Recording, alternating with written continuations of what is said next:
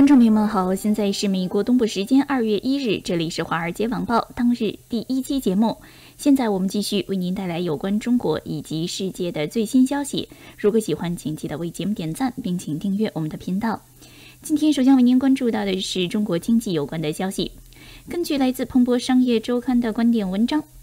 随着经济放缓，中国房地产进入熊市，也许会出现像波多黎各那样金融崩溃的真正可能性。作者认为，中央政府每年从地方税务征收超过8万亿人民币，然后在全国范围内重新分配。从94年的税改之后，地方政府获得的份额不断下降，2020年只获得总额的55%，低于1993年改革颁布前的73%。而与此同时，地方政府仍负责大多数公共服务，这一部分支出却一直在增加。同一时期，他们在总支出中的份额从73%上升到86%。而现在，地方政府面临另外一笔账单，就是中国的清零政策，包括大规模测试、医疗设备采购和地区封锁都需要大量资金。文章举例，扬州这样一个450万人口的城市，从去年8月进行了1760万次疫情测试，这有助于停止疫情传播。但是由于每次测试的费用大概是20元，扬州政府在短短3周内就花费了3.52亿元。文章作者分析，地方政府有1/3的收入来自于向开发商出售土地，另外1/3来自中央政府，其余的来自其他来源，比如税费等。但是随着房地产市场深度低迷，开发商出现违约，地方政府在出售闲置土地方面也遇到了困难。文章再举例，天津对1400万人口进行大规模测试，天津曾预算2021年土地销售增长74%，但是鉴于经济下滑，这个数字看起来已经不现实了。支出不断增加，房地产收入却不断下降，导致现在地方政府财政极其不平衡。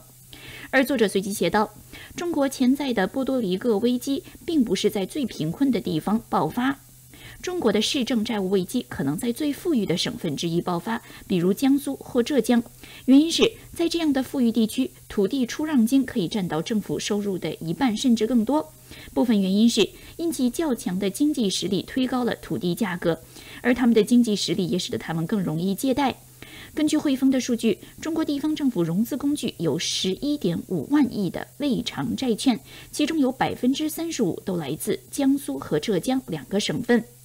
文章作者最后总结到，信贷市场的冻结可能会阻止地方政府的债务展期。去年房地产开发商也面临这样的问题，尤其是江苏，到期债务相当于2020年收入的41%。作者总结，中国政府必须保持警惕，市政债务危机可能从任何地方冒出来。再为您关注到的是来自英国《金融时报》的报道。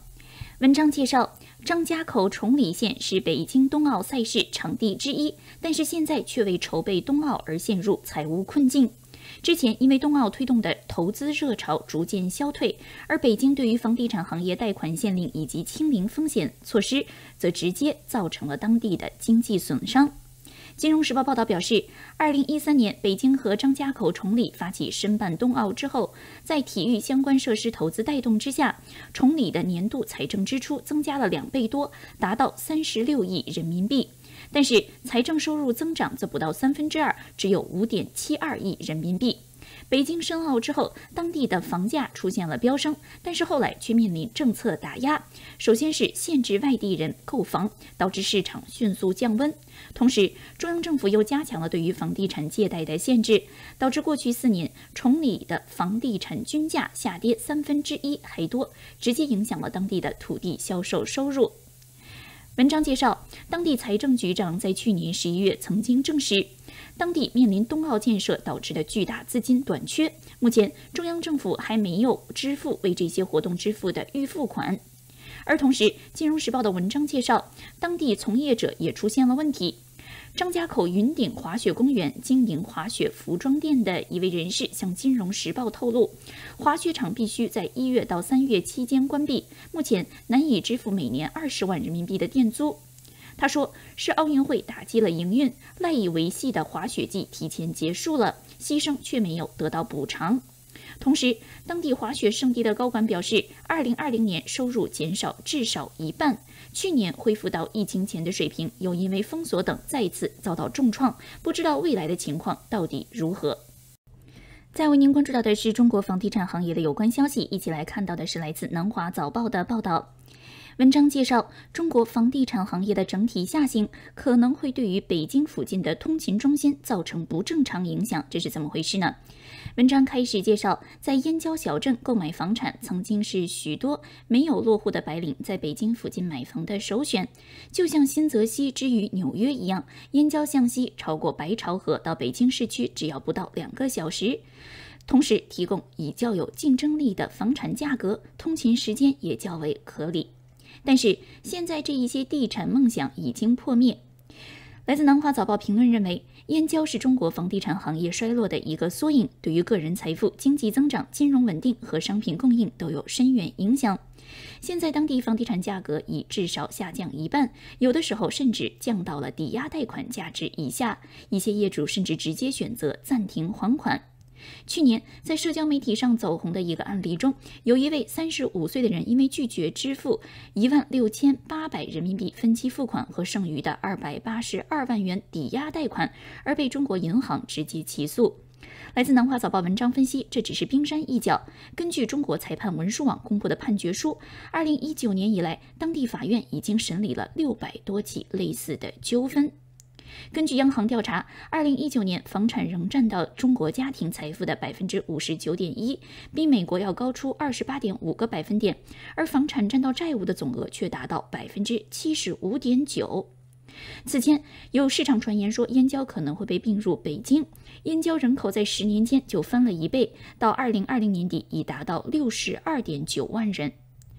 有关于协调规划或者是可能通车链接的消息，更使得房地产价格飙涨，10年内房价上涨8倍。但是现在房价已经落半，部分原因是投资者信心不足，认为房价不会再回到以前的高点了。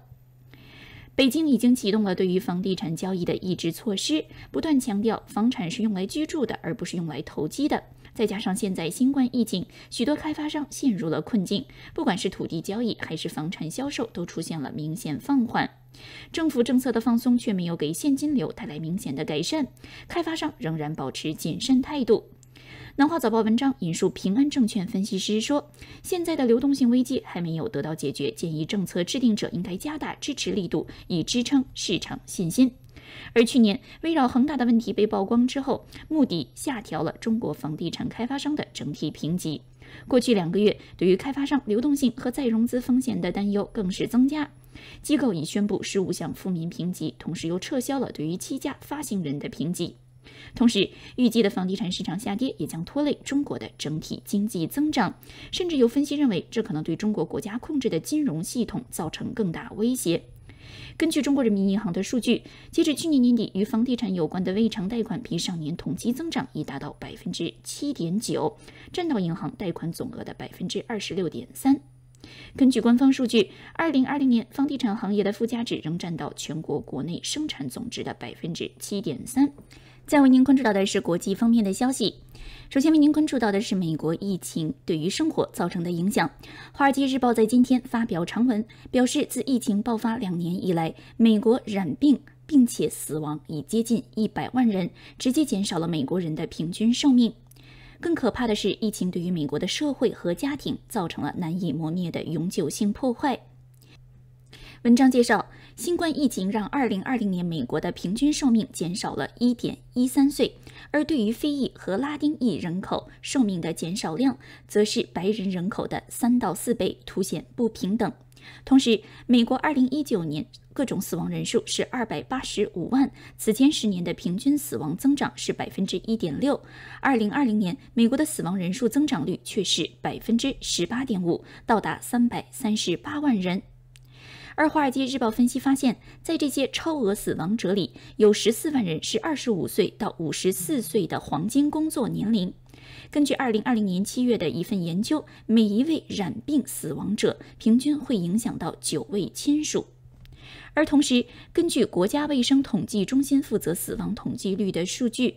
大流行之初，因为检测不足，填写死亡证明的医疗师对病毒不够熟悉，当时美国恐怕还出现了漏记的状况，真实死亡人数或比现在看到的数字还要大。另外值得注意的就是阿兹海默症和失症患者的死亡人数激增，这凸显了疫情带来的另外一重影响，就是护理机制出现严重打乱，包括疗养院等出现大量确诊，防疫隔离又拆散了家庭和入院的老人。此外，心脏病故人数也增加，原因是患者和医院受到疫情的压力，难以取得有效治疗。另外值得注意的就是2020年，美国使用违禁药过量死亡人数也创下历史新高，数字比正常时期飙升30%。有死者的亲属对于《华尔街日报》表示，是因为疫情痛苦让寻求戒瘾者的情况有雪上加霜，有的时候没有办法得到及时的治疗。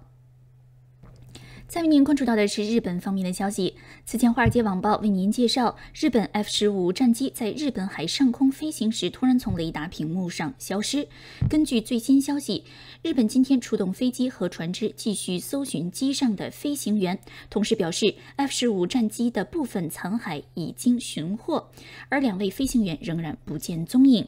此前，日本防卫省表明，属日本航空自卫队小松基地的 F-15战机，在当天傍晚5点30分起飞执行训练任务，不久即失踪。失踪地大概在小松基地西北大概5公里外的日本海上空。日本方面表示，自卫队飞机、船舰以及海上保安厅巡逻舰正在全力搜寻飞行员的下落。观众朋友们好，现在是美国东部时间2月1日，这里是华尔街网报当日第2期节目。现在我们继续为您带来有关中国以及世界的最新消息。如果喜欢，请记得为节目点赞，并请订阅我们的频道。今天首先为您关注到的是美国联邦调查局对中国的最新演讲。根据来自 CNBC 的报道，美国联邦调查局局长克里斯托夫·雷伊在周一晚上在罗纳德·里根总统图书馆的一次讲话中，再次对中国政府进行严厉斥责。他指责中国政府窃取美国的创新，并发起大规模的黑客行动。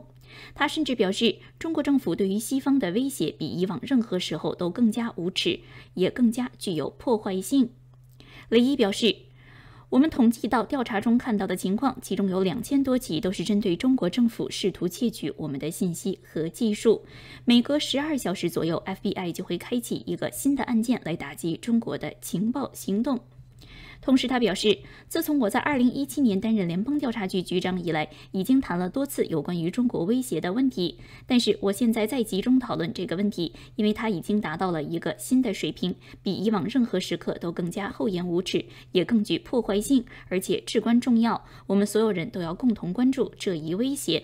根据来自 CNBC 的整理报道，司法部在2014年起起诉了5位中国解放军军官，指控他们入侵美国大型企业。1年后，美国和中国在白宫宣布协议，不为商业利益窃取对方的知识产权和商业机密。但是在此后几年里，美国继续对中国提出和黑客间谍活动有关的指控中国黑客以开发冠状病毒疫苗的公司为目标，并对微软电子邮件服务器发起大规模数字攻击。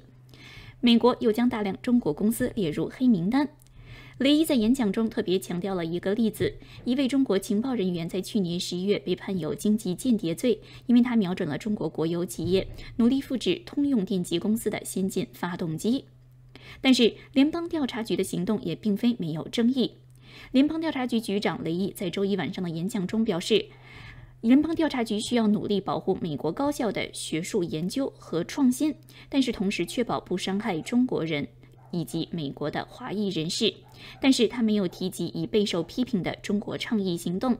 2018年创立的司法部中国倡议，其目的是为了打击经济间谍，防止研究盗窃，但是此后引起了广泛指责，认为涉嫌种族主义侵犯，并且扼杀了正常的学术合作。目前，司法部正在审查中国倡议，预计很快就会公布结果。再为您关注到的是中国时政有关的消息。在《求是》2022年2月1日新刊物上发表了习近平题为"努力成为可堪大用、能担重任、栋梁之才"的内部演讲。这是习近平在去年中央党校中青班开班式上的一次讲话。讲话中披露了此前从未披露的一部分内容。习近平在讲话中特别强调，要信念坚定，对党忠诚。他表示，对党的理想信念不要吞吞吐吐，不要语焉不详，要旗帜鲜明、理直气壮地讲。共产党一旦失去了理想信念，就会成为乌合之众、难逃失败的命运。他又说，我反复强调，理想信念是精神的钙片。共产党人如果没有理想信念，精神上就会缺钙，就会得软骨病，必然政治变质，经济贪婪，道德堕落，生活腐化。而同时，习近平又特别提到，理想信念坚定和对党忠诚是紧密联系的。检验党员干部是不是对党忠诚，就要看能不能坚持党的领导，能不能坚决维护党中央的权威和集中统一领导。他又说，现在组织上安排年轻干部去艰苦边远地区工作，是信任也是培养，必须要以此为荣，争先恐后，不能拈轻怕重，挑肥拣瘦，患得患失，讨价还价，在党组织安排工作面前犹犹豫豫，想这想那，这样的干部是不能重用的，到了关键时候是要出问题的。他说，现在有的干部只愿待在北上广，不愿到新西兰，这种态度就不能说是理想信念坚定，对党忠诚了。而同时，在演讲中，习近平还说，我们的党要讲党性，实事求是是最大的党性。这里他罕见提到了自己的父亲习仲勋。他说，1943年延安开始审查干部运动，实际工作中由于过分严重估计敌情，特别是康生推行极左一套，使得审查干部的工作发生了严重偏差，造成了大批冤假错案。我父亲当时是绥德地委书记，了解到不少学生迫于体罚逼供压力假坦白，感到痛心。我父亲经过调查研究，提出要把思想认识问题和政治立场问题区分开来，避免扩大化错误，并向党中央和西北局如实反映了情况，建议纠正左倾错误。习近平说，在当时的情况下，这样做是冒着很大政治风险的，而我父亲甘愿冒这个风险，就是他认为对党忠诚就不要说假话。同时，他又说，得民心者要靠实事求是，那些见风使舵、处事圆滑，那些掩盖矛盾、粉饰太平，那些花拳绣腿、不干实事，那些好大喜功、急功近利的人，都不是真正的唯物主义者，都有私心杂念在作祟。同时，他又批评现在有的干部工作只在口号上，决心只在嘴巴上，做表面文章，敷衍应付，有的上面推一推才动一动，不推就不作为，更有的有令不行，有禁不止，欺上瞒下，弄虚作假。习近平特别表示，过去1年，一些地方在疫情防控、抗击自然灾害、生态环境保护、安全生产等方面出现了各种问题。我查下来，一个重要的原因就是有一些干部作风不务实，工作不扎实，责任不落实。同时，他特别强调严守规矩，不能超过底线。他说，这个问题我是婆婆嘴反复讲，今天还是要悄悄木鱼，念念紧箍咒。我们党培养一位干部很不容易，如果干部把持不住自己，那就辜负党的培养和信任了。习近平在这里说，我看到一些领导干部腐败堕落的材料，是感到很痛心的，恨铁不成钢啊。前段时间我看了一个干部反映，一些年轻干部前脚刚踏上仕途，后脚就走入歧路，成为单位骨干，走上领导岗位就陷入贪腐，不是晚节不保，而是早节就没有保住。大家要引以为戒，时刻绷紧纪律规矩这根弦。同时他又说，现在有一些干部我行我素，顶风为纪，根本没有敬畏之心。他们所犯的哪一项不是党纪国法所明令禁止的？所作所为哪一项没有前车之鉴？没有敬畏之心，什么乱七八糟的都干得出来。有的人干了那么多骇人听闻的事，一个重要的原因就是不知敬畏，不能在月黑风高无人见的自欺欺人中乱了心智，不能在你知我知天知地知的花言巧语中迷了方向，不能在富贵险中求的侥幸心理中铤而走险，不能在法不责众的错误认识中恣意妄为。再为您关注到的是疫情有关的消息，这里特别为您关注到的是华山医院感染科主任张文宏最新微博中对于中国防疫策略的最新评估。他特别强调，只要没有大规模的医疗挤兑，即使现在没有特效药，这个疾病也完全在我们的掌控之中。未来中国可以通过疫情管控、创新药物研发，实现我们所看到的无医疗挤兑和低病死率抗疫模式。他又说，奥密克戎之谜已告一段落，人类已基本了解应对办法，但是就因此说奥密克戎是上帝赐予的完美减毒毒株，根本不需要疫苗，我不同意。人类今天能够从容应对奥密克戎，部分国家准备结束疫情管控，就是因为接种新冠疫苗后的住院率与病死率都获得了大幅度的降低。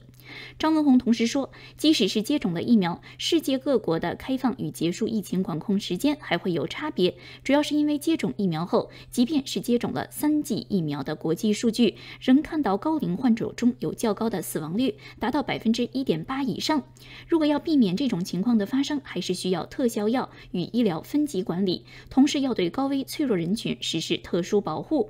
张文宏同时预测，最坏的日子要慢慢过去了，中国知道怎么对付这个病毒，不过不会那么匆忙着急。我们如果要以极低病死率来度过这一次疫情，需要的时间可能会稍长一些。再为您关注到的是乌克兰局势的最新进展。在今天早些时候，俄罗斯总统普京表示，如果乌克兰加入北约并尝试以武力夺取克里米亚地区，预计会与北约开战。他同时表示，希望继续与乌克兰方面保持对话。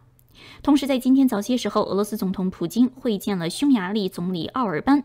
他回应表示，在美国关于安全保障草案的回应中，很明显忽略了俄罗斯的基本关切。西方没有充分考虑俄罗斯的3个关键要求，其中包括承诺北约不东扩的问题。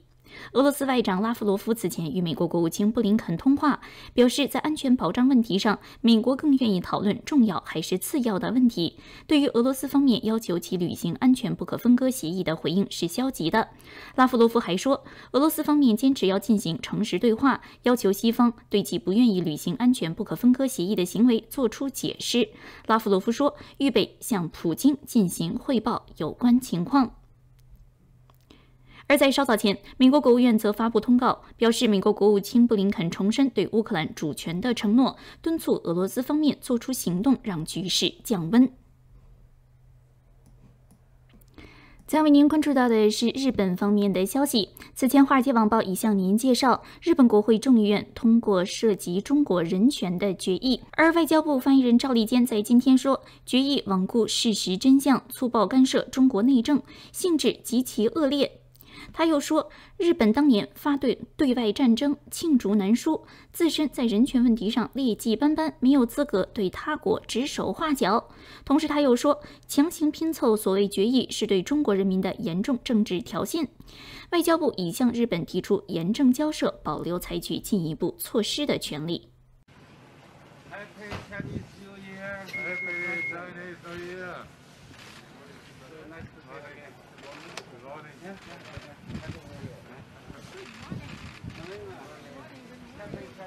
So not only are you arriving today, we also have Jesse arrived for the first time.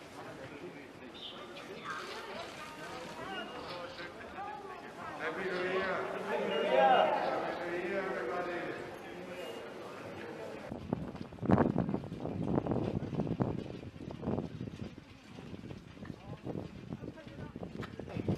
Welcome to the inauguration ceremony of the Olympic Truth Mural, Born Olympic. Dear Vice President of the Beijing 2022 Organizing Committee, Mr. Yang Kuan.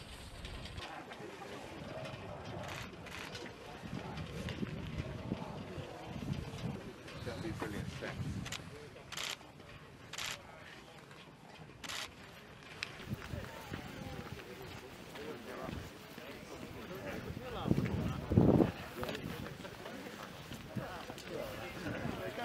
Pleasure.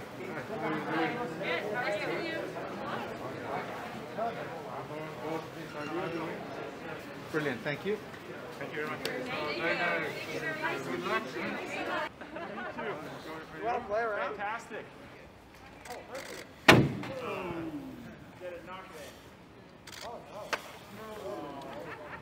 Very nice to meet you.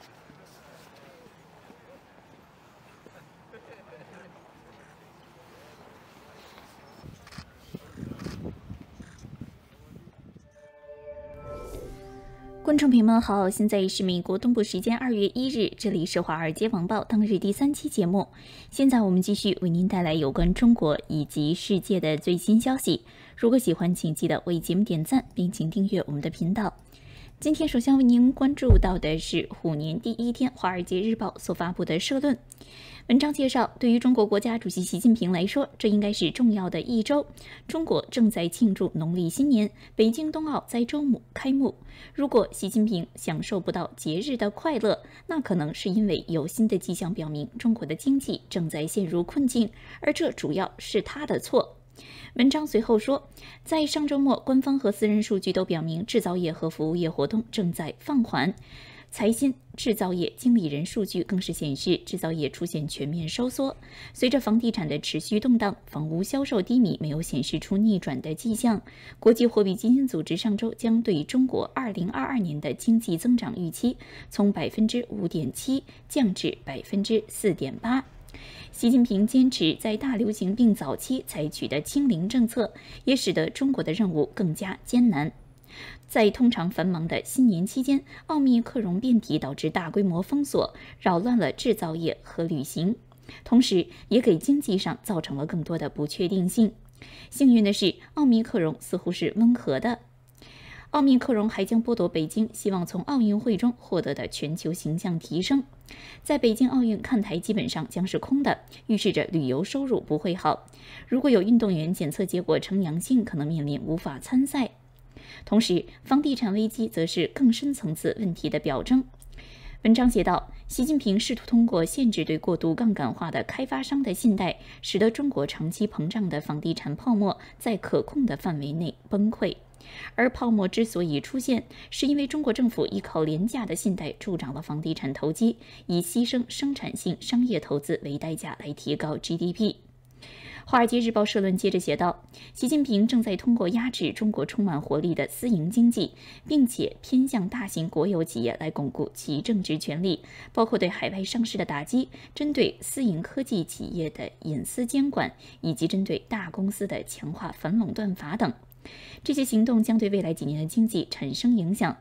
文章总结，现在中国生产力增长已经放缓，从21世纪初的年均 3.5% 下降到过去10年的年均 0.7%， 而国企的生产力比私企要低 20% 左右。习近平正在向这些生产力较低的公司投入更多资源。文章总结，伴随着习近平的经济变革，是他在新疆和香港的政治压力，在奥运会前更加积极的压制异议，在台湾等问题上推行民族主义路线。文章认为，习近平对于政治和经济的控制，可能使得他今年晚些时候赢得超过通常10年的国家元首任期。但是，尽管高层政治稳定，中国的虎年对于习近平来说可能是坎坷的一年。再为您关注到的是中美关系方面的消息，这里一起来看到的是来自美国媒体 CNBC 的报道。美国副贸易代表比安奇表示，中国未能完成中美第一阶段协议中所定下的目标。而中国驻美大使馆则表示，北京仍致力于履行协议。根据报道，比安奇在今天出席华盛顿国际贸易协会的一个线上论坛，他没有说拜登政府正在采取什么接下来的步骤以确保北京履行承诺。他说，升级行动并不是我们的目标，但是我们掌握一切工具可以向中国追究问责。同时，比安奇表示，美国正试图与中国建立稳定的关系，尽管目前两国关系仍处于困难阶段。他说，双方对话仍然面临重重困难，但重要的是我们正在进行对话，而他们毫无畏惧，十分直接。比安奇还表示，中国政府对其企业的援助以及非市场经济政策的做法是对美国经济利益的严重威胁。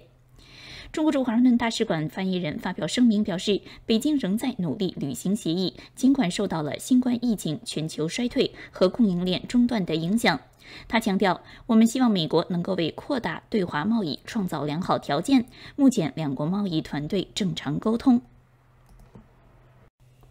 再为您关注到的是美国司法方面的消息。在今天早些时候 ，DC 检察官办公室公布了针对一位叫做吴海腾的中国国民的判决。他在3年时间里从香港等地进口假的 iPhone， 然后到苹果店去退换，换出真的手机来，再进行倒卖。根据通报书，他在3年的时间里以这种方式诈骗超过100万美元，同时拉自己的妻子还有一位朋友入伙，现以诈骗罪被判处监禁26个月。据通报展示，他在美国获得了工程类研究生学位，在美国有合法工作身份，在工作期间想出这样的方式对苹果进行诈骗。再为您关注到的是中国足球有关的消息。中国男足在世预赛亚洲区12强赛第8轮比赛中以1比3输给越南，彻底无缘2022年卡塔尔世界杯。根据来自中国媒体的报道，在前75分钟，中国队就以0比3落后越南。虽然徐新在伤停补时最后1分钟打进1球，但是最终还是以1比3输给越南。根据中国媒体报道，上轮12强赛客场完败日本队之后，中国队本次出征的底线定为踢好大年初一与越南队的比赛，不给全国球迷添堵，但是这样的目标也没有实现。中国队新主帅李霄鹏在赛后的新闻发布会上向全国人民道歉，说首先要向所有球迷道歉，也给队员道歉。输球主要是比赛前设计出了问题，后续无法补救，比分无法接受。他说，我觉得球员踢得还是非常尽力，赛前激励过度了，队员太想要这场比赛，队员们都是非常紧张的在踢。对于入籍球员，李霄鹏则表示，入籍球员的状态非常好，但是他们很长时间都没有比赛了。上半场2个入籍球员拼尽全力，没有进球，但表现还是值得赞扬。李霄鹏还表示，中国足球崛起是迟早的事，但是仍需一代一代人的努力。人民日报官方微博则发表评论，大年初一的世预赛，国足输了不该输也不能输的一场球。评论说，让对手借主场之力打出3板斧该怎么办？面对落后局面应该是怎样的精神面貌？如何要在阵容上加以补强？无论是场面还是应付，国足都没有让球迷看出足够的效果。射门、控球等常规数据，国足或许还是占优一方，但是冲刺跑、高抢跑被对手全面碾压，有比赛态度问题，也是平时比赛积累的痼疾。但愿这是国足知耻后勇的转折点。而评论附以超级话题：大年初一，国足给全国添堵了。